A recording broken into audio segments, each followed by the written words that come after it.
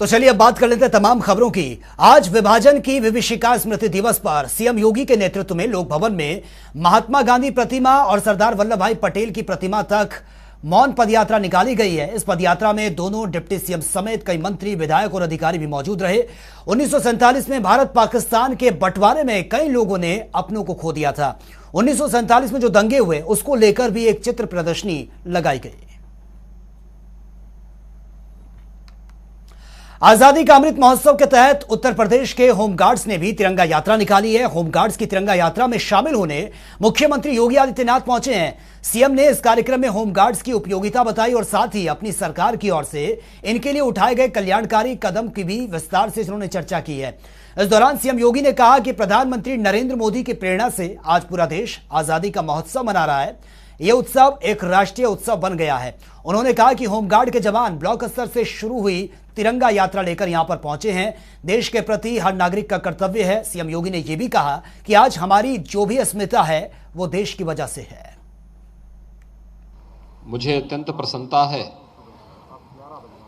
कि आदरणीय प्रधानमंत्री जी की प्रेरणा से पूरा देश अपनी आजादी का अमृत महोत्सव उत्साह और उमंग के साथ मना रहा है।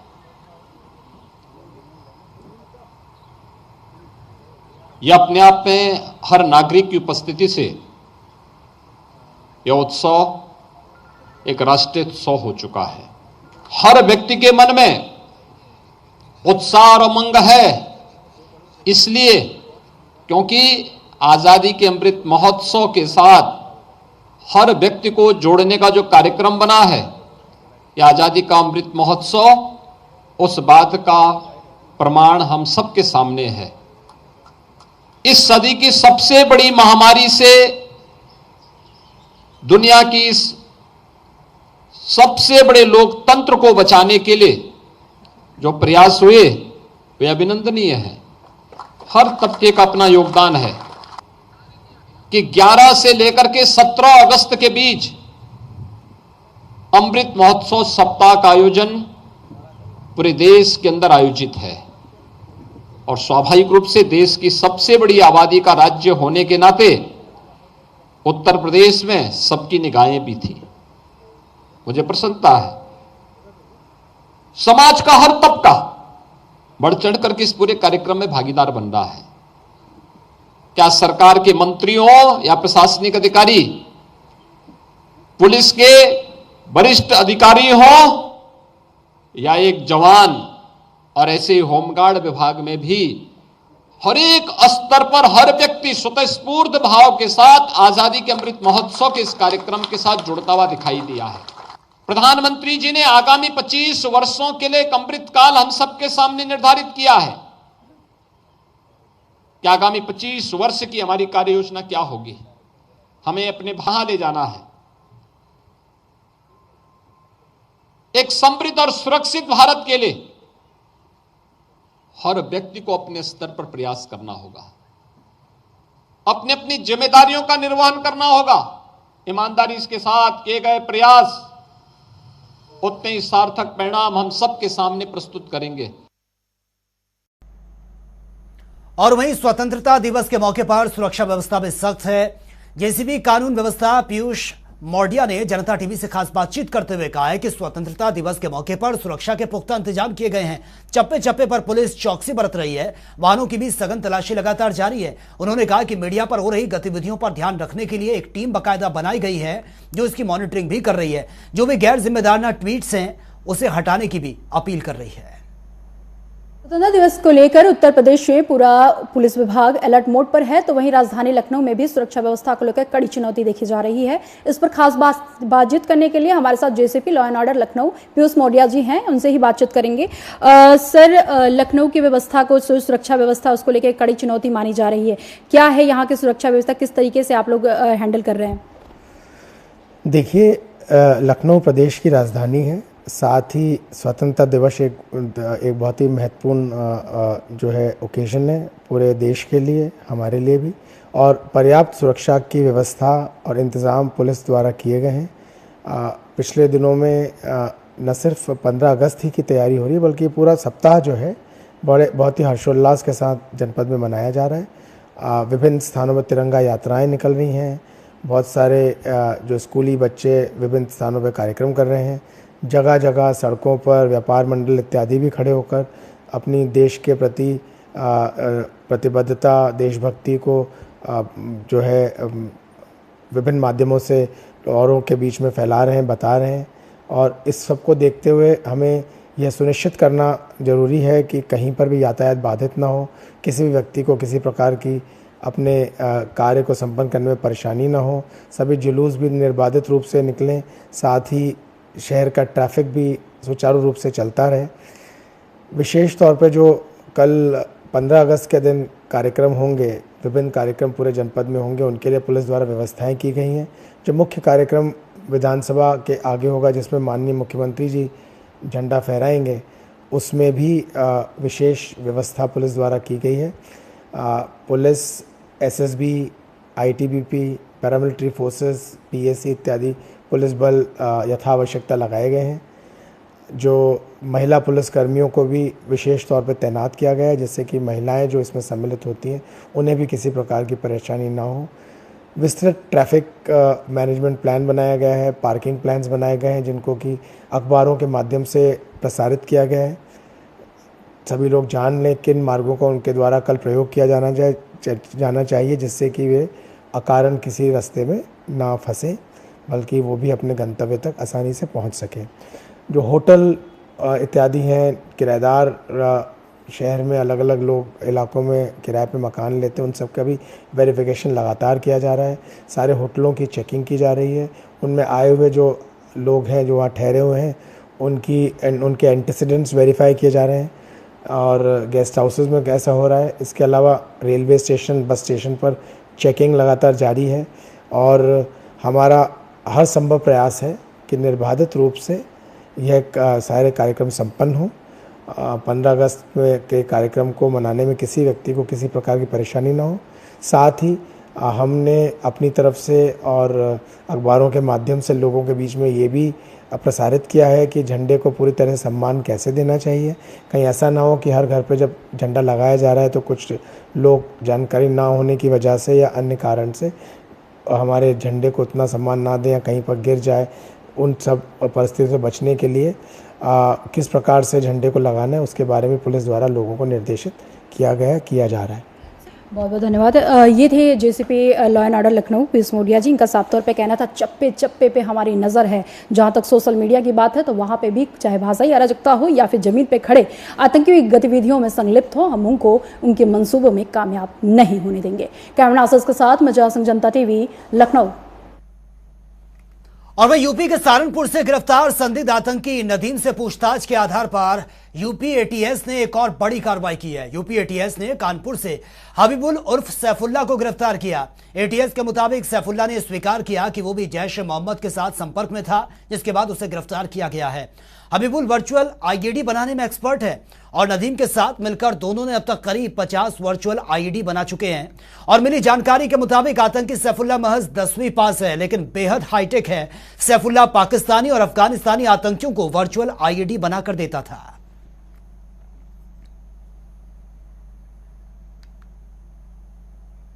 शासन एवं पुलिस महानिदेशक उत्तर प्रदेश के निर्देशों पर आतंकवादी गतिविधियों पर नजर रखते हुए जो सतर्कता बरती जा रही थी, उसके क्रम में आजमगढ़ से सबाउद्दीन आजमी एवं सहारनपुर से मोहम्मद नदीम की गिरफ्तारी के बाद एक और उल्लेखनीय सफलता उत्तर प्रदेश एटीएस ने प्राप्त की है। दिनांक 12/8/22 को गिरफ्तार नदीम से की गई प्रारंभिक पूछताछ से प्रकाश में आए अभियुक्त हबीबुल इस्लाम उर्फ सैफुल्ला को विवेचक के निर्देश पे फतेहपुर से कानपुर लाकर फील्ड यूनिट कानपुर द्वारा पूछताछ की गई तथा साक्ष्यों के आधार पर इसकी गिरफ्तारी की गई। और लखनऊ डिप्टी सीएम ब्रजेश पाठक स्वास्थ्य विभाग को बेहतर बनाने को लेकर अक्सर जमीनी तौर पर काम करते हुए नजर आते हैं। ब्रजेश पाठक अस्पतालों के हालात जानने के लिए अचानक ही पहुंच भी जाते हैं और अस्पताल में इलाज की व्यवस्था का जायजा लेने के साथ साथ अस्पताल में मरीजों से भी व्यवस्थाओं की जमीनी हकीकत जानने की कोशिश भी करते हैं। और ऐसे में डिप्टी सीएम ब्रजेश पाठक बैकुंठ धाम पहुंचे और इलाज के लिए परेशान गरीब मरीज ब्रजेश पाठक से मदद की गुहार लगाता हुआ नजर आया और डिप्टी सीएम ने भी बिना देर किए गरीब के इलाज के लिए फौरन निर्देश भी दिए। साथ ही गरीब का घर पर ही एम्बुलेंस भेजकर इलाज करवाने के लिए अफसरों को कह दिया गया। इस दौरान उन्होंने मरीज को ज्यादा पैदल ना चलने की सलाह भी दी है। उप मुख्यमंत्री ब्रजेश पाठक के इस कदम से खुश होकर मरीज ने भी उनका धन्यवाद किया है।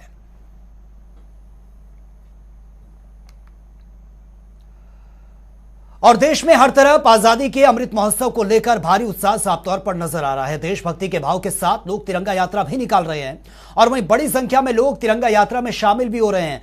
सरकारी गैर सरकारी संस्थाएं, स्कूल, पुलिस विभाग, राजनीतिक पार्टियां जगह जगह तिरंगा यात्रा का आयोजन कर रही है और देशभक्ति के इस अभियान में हिस्सा भी ले रही है। स्वतंत्रता दिवस के इस पर्व पर सिर्फ देशभक्ति ही छलक रही है। लखनऊ में भी मदरसा के छात्रों ने तिरंगा रैली निकाली, जिसमें छात्र छात्राओं और महिलाओं ने तिरंगा मार्च निकाला और छात्रों में तिरंगा यात्रा को लेकर उत्साह साफ तौर पर नजर आ रहा है।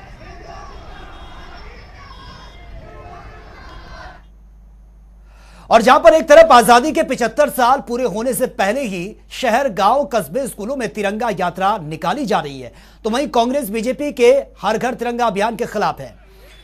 भारत जोड़ो तिरंगा अभियान चला रही है और इस कड़ी में हरिद्वार ग्रामीण विधानसभा क्षेत्र में पूर्व मुख्यमंत्री हरीश रावत और कांग्रेस कार्यकर्ताओं ने अजीतपुर गांव से धनपुरा तक भारत जोड़ो तिरंगा यात्रा निकाली है, जिसमें सैकड़ों की संख्या में कांग्रेस कार्यकर्ता भी मौजूद थे। भारत जोड़ो तिरंगा यात्रा का क्या उद्देश्य है, इसी को लेकर खास बातचीत भी की है पूर्व मुख्यमंत्री हरीश रावत से हमारे संवाददाता विकास खरे ने, वो भी सुन लेते हैं। आजादी का 75वां अमृत महोत्सव मना रहा है और इसी क्रम में कांग्रेस भी भारत जोड़ो तिरंगा यात्रा निकाली। हमारे साथ इस वक्त मौजूद है उत्तराखंड के पूर्व मुख्यमंत्री हरीश रावत। जब उनसे बात करें तो आज भारत जोड़ो तिरंगा यात्रा किस तरह, क्या कुछ उद्देश्य है कांग्रेस? ये भारत जोड़ो तिरंगा यात्रा है, ये यात्रा नहीं एक सैलाब है, भारत जोड़ो के सेनानियों का सैलाब। और वहीं उत्तराखंड की राजधानी देहरादून में भी 15 अगस्त को लेकर तैयारियां जोरों पर इस वक्त चल रही है। अपर जिला अधिकारी कृष्ण कुमार मिश्रा की ओर से परेड ग्राउंड का स्थलीय निरीक्षण किया गया है। इसके साथ ही उन्होंने अधिकारियों और कर्मचारियों को व्यवस्था को लेकर दिशा निर्देश दिए हैं। अपर जिला अधिकारी ने कहा कि पूरा देश आजादी का अमृत महोत्सव मना रहा है और इसके अंतर्गत देश और प्रदेश को पॉलिथीन मुक्त कर पर्यावरण को शुद्ध बनाने का काम करना चाहिए। आजादी की 75वीं वर्षगांठ पर पूरे देश में कार्यक्रमों का आयोजन किया जा रहा है। इसके साथ ही राजधानी देहरादून में भी क्या कुछ तैयारियां हैं, इसको लेकर हम इस समय परेड मैदान में मौजूद हैं और तैयारियों का जायजा ले रहे हैं। यह जो मंच सजाया गया है, यहाँ से मुख्यमंत्री पुष्कर सिंह धामी का उद्बोधन होगा। इसके साथ ही तमाम सारे कार्यक्रमों का आयोजन किया गया है। जो तमाम सारे जो विभागीय अधिकारी हैं वो परेड मैदान का लगातार जायजा ले रहे हैं और व्यवस्थाओं को दुरुस्त करने का काम किया जा रहा है। आप देख सकते हैं किस तरीके से यहाँ पर परेड मैदान में अभी से ही जो लोगों का आना जाना शुरू हो गया है। इसके साथ ही जो मैदान है उसे पूरी तरीके से सजाया जाएगा, क्योंकि कल परेड मैदान में तमाम सारे कार्यक्रमों का आयोजन किया गया है। इसके साथ ही जो तैयारियां हैं इसे बृहद रूप दिया जाना है, क्योंकि जो आज़ादी का जो अमृत महोत्सव है इसके अंतर्गत तमाम सारे कार्यक्रमों का आयोजन किया जा रहा है और व्यवस्थाओं को दुरुस्त करने का काम किया जा रहा है। इसके साथ ही कोविड प्रोटोकॉल का भी विशेष रूप से ध्यान रखकर जो सीटिंग अरेंजमेंट है उसे किया गया है। वीडियो जर्नलिस्ट अनूप भट्ट के साथ नवीन शुक्ला, जनता टीवी, देहरादून। और वहीं रुद्रपुर में विभाजन विभीषिका स्मृति दिवस के आयोजन में मुख्यमंत्री धामी ने बतौर मुख्य अतिथि शिरकत की है। इस दौरान विभाजन का दर्द झेल चुके उत्तराखंड के कई हिस्सों से आए विभीषिका सेनानियों को सम्मानित भी किया गया। मुख्यमंत्री ने कहा कि विभाजन की विभीषिका सदी की सबसे बड़ी त्रासदी थी, जिसे भुलाया नहीं जा सकता। प्रधानमंत्री नरेंद्र मोदी ने विभाजन विभीषिका की पीड़ा को सबके सामने लाने का काम किया है। तराई को बसाने में पंजाबी समुदाय का बड़ा योगदान है। 25 सालों में भारत दुनिया का सिरमौर बनेगा। उन्होंने आगे कहा है कि रुद्रपुर से अमृतसर के लिए ट्रेन जल्द चलाने की कोशिश की जाएगी। सरकार हर साल विभाजन विभीषिका दिवस भी मनाएगी। इस दौरान केंद्रीय रक्षा राज्य मंत्री अजय भट्ट और साथ ही कैबिनेट मंत्री गणेश जोशी, विधायक शिव अरोरा, अरविंद पांडे, सविता कपूर के साथ ही बड़ी संख्या में पंजाबी समुदाय के लोग भी मौजूद थे। सबसे पहले तो मैं हमारे देश के यशस्वी प्रधानमंत्री मोदी जी का धन्यवाद करना चाहता हूं कि उन्होंने इस दिवस को लाल किले की प्राचीर से इस स्मरण दिवस को मनाने की घोषणा की थी। उसी के फलस्वरूप पूरे देश के अंदर ये विभीषिका दिवस मनाया जा रहा है और उत्तराखंड के अंदर ऐसी बहुत बड़ी संख्या है जो उस समय विभाजन के समय में वहाँ से जिन्होंने त्रासदी झेली, अनेक कष्टों को झेला, यातनाएं झेली, अत्याचार सहा, उन सब का आज यहाँ पर हम लोगों ने स्मरण किया है। उन सब के सम्मान समारोह में सम्मिलित होकर निश्चित रूप से हम सब गौरवान्वित भी हो रहे हैं और सम्मानित भी हो रहे हैं और हमेशा हम उनके ऋणी हैं कि उन्होंने इतनी यातनाएं झेली, लेकिन उन्होंने हमेशा अपने धर्म के प्रति, ईमान के प्रति हमेशा अडिग रहते हुए जहाँ उत्तराखंड और देश की तरक्की में भी अपना योगदान दिया। और वहीं उत्तराखंड में चारों धामों के कपाट खुलते ही दर्शन के लिए श्रद्धालुओं का तांता भी लगा हुआ था। यात्रियों की तादाद इतनी ज्यादा थी कि सरकार को यात्रियों की संख्या को एक लिमिट में लाना पड़ा, लेकिन मानसून शुरू होते ही यात्रियों में काफी कमी भी देखने को मिली है। अब तक चारों धामों में 30 लाख से ज्यादा श्रद्धालु दर्शन कर चुके हैं और अभी भी रोजाना 8 से 10 हजार यात्री चार धाम पहुंच रहे हैं। यात्रियों को लेकर डीजीपी अशोक कुमार ने कहा है कि इस बार चार धाम में 40 लाख यात्रियों के आने की उम्मीद है, जो एक रिकॉर्ड भी बनेगा और इससे पहले 35 लाख तक यात्री चारों धाम में पहुंचे हैं। उन्होंने कहा कि पुलिस पूरी मुस्तैदी के साथ यात्रियों की सुरक्षा व्यवस्था में जुटी हुई है। देखिए, जैसा इस बार शुरू में ही हम लोगों को उम्मीद थी कि इस बार चार धाम में बहुत भीड़ रहेगी और आपको पता है कि इतनी भीड़ आई जो आज तक के लिए अप्रत्याशित थी और उसको रोकने के लिए हमें इवन जो है वहाँ पर रेस्ट्रिक्शन लगाने पड़े, संख्या को लिमिट करना पड़ा, रेस्ट्रिक्शन कराना पड़ा। तो बरसातों में भी यात्रा जारी है और आज की तारीख में भी डेली 5 से 10 हजार के बीच लोग जो है चार धाम में पहुंच रहे हैं, जबकि पीक टाइम में 50 से 60 हजार लोग पहुंचते थे। और वहीं यूकेएसएस एसएससी भर्ती परीक्षा पेपर लीक मामले की नकल करवाने के आरोप में सरगना हाकम सिंह रावत को गिरफ्तार किया गया है। उत्तराखंड एसटीएफ ने जिला पंचायत सदस्य हाकम सिंह को गिरफ्तार किया। एसटीएफ एसएसपी अजय सिंह ने यह साफ तौर पर कह दिया है कि हाकम सिंह को कई संकेतों और सबूतों के आधार पर पकड़ा गया है। उनके अनुसार उससे पूछताछ में कई हाई प्रोफाइल लोगों के नाम भी सामने आए हैं। उन्होंने ये साफ तौर पर कहा है कि यूपी के नकल माफिया का भी इसमें हाथ बताया जा रहा है। अजय सिंह ने कहा कि 7 अगस्त को यह विदेश से वापस आया था, लेकिन तब सबूत हमारे हाथ नहीं लगे थे, इसलिए हमने इसे गिरफ्तार नहीं किया था, लेकिन जैसे ही सबूत हाथ लगे हमने इसको गिरफ्तार कर लिया है। वहीं हाकम सिंह ने इसे राजनीतिक दबाव का नतीजा बताया और कहा कि उसने कोई गलत काम नहीं किया है, उसको जबरन फंसाया जा रहा है। हाँ, देखिए, माननीय मुख्यमंत्री जी के आदेश पर दिनांक 22 जुलाई को मुकदमा दर्ज हुआ था। मुकदमा दर्ज करने के बाद एसटीएफ को ये विवेचना ट्रांसफर हुई थी। उसके बाद से ही लगातार हमारी टीमें इसमें वर्क कर रही थी। बहुत सारे छात्रों से बयान लिए गए, बहुत सारे गवाहों को हमने इसमें सर्च किया और उनको बुलाया गया। उसके आधार पर लगातार जो है इसमें अब ये 18वीं गिरफ्तारी है। 17 गिरफ्तारी पूर्व में हो चुकी थी कल तक, और जिनको भी पकड़ा गया उनके हमने कनेक्शंस जोड़े, उन छात्रों के कनेक्शंस जोड़े, चाहे वो पैसे का लेन देन हो और चाहे वो किसी ट्रांजैक्शन में आए हों, वो सभी को हम एक एक करके वेरीफाई कर रहे थे और उसके आधार पर सारी गिरफ्तारियां हो रही थी। और वहीं आजादी की 75वीं वर्षगांठ पर देश में अमृत महोत्सव मनाया जा रहा है। अमृत महोत्सव में हर घर तिरंगा अभियान भी चलाया जा रहा है। स्कूल, कॉलेज और सरकारी विभाग तिरंगा रैली निकाल रहे हैं। शासन प्रशासन पूरे भारत में हर घर तिरंगा लगाने की मुहिम चला रहा है। रुड़की के मंगलौर कस्बे में भी एसपी देहात के नेतृत्व में पुलिस प्रशासन ने तिरंगा यात्रा निकाली है। एसपी देहात प्रमेंद्र सिंह डोभाल और सीओ मंगलौर और कोतवाली प्रभारी तमाम पुलिस कर्मियों के साथ शामिल हुए हैं। सीओ पंकज कुमार गैरोला ने बताया है कि देश भर में अमृत महोत्सव मनाया जा रहा है। ये पल पूरे हिंदुस्तानी के लिए गौरव की बात है। पूरा देश आजादी की 75वीं वर्षगांठ को यादगार बनाना चाहता है, इसलिए उत्तराखंड मित्र पुलिस भी पूरे क्षेत्र में तिरंगा रैली निकाल रही है।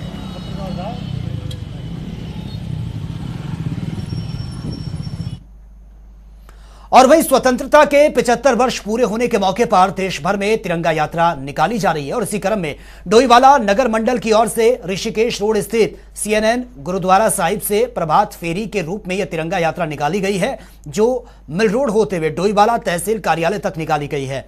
इस यात्रा में प्रदेश के पूर्व मुख्यमंत्री त्रिवेंद्र सिंह रावत, डोईवाला के विधायक बृजभूषण गैरोला ने भी हिस्सा लिया है। तिरंगा मिला। इस दौरान सभी नेताओं ने आजाद हिंद फौज के स्वतंत्रता सेनानी और देश के लिए बलिदान देने वाले जवानों को याद करते हुए उनको विनम्र श्रद्धांजलि भी दी है। इस तिरंगा यात्रा में शामिल होने के लिए आप देख रहे हैं बड़ी संख्या में आए हैं। लोगों में बहुत खुशी का, बहुत उत्साह का वातावरण दिख रहा है और आदरणीय पूर्व मुख्यमंत्री त्रिवेंद्र सिंह रावत जी आज हमारे इस कार्यक्रम में मुख्य अतिथि हैं, वो भी हमारे बीच में पहुंचने वाले हैं। पूरा देश आज़ादी के 75 साल को जिस धूमधाम से मना रहा है, वास्तव में इससे अधिक और क्या हो सकता है। उन तमाम संग्राम सेनानियों को, तमाम उन बलिदानियों को जिन्होंने देश के लिए फिरंगियों के डंडे सहे, जेलों में बंद रहे, 2-2 आजीवन कारावास की सजा जिन्होंने भुगती है, आज सारा देश नतमस्तक होकर के और उनको याद कर रहा है, श्रद्धा सुमन अर्पित कर रहा है। मैं समझता हूं कि इससे बड़ा